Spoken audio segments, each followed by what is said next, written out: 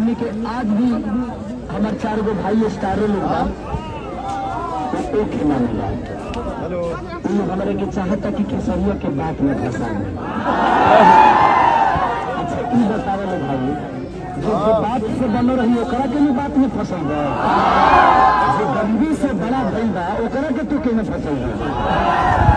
केहू कहता कि नक्सलिया है, केहू कहता कि सनातनी नहीं है, केहू कहता कि अब्दुल्ला है।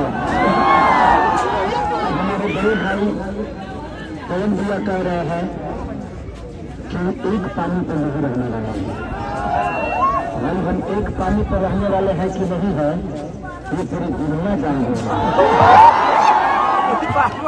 हम एक पानी पे अब हम कुछ बोल देंगे तो लोगों को लगेगा कि परिवार पे टारगेट कर रहे हैं।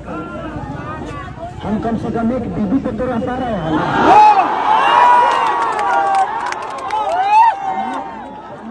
हमने अपने जीवन में 4 महिलाओं की जिंदगी बर्बाद तो नहीं की है ना।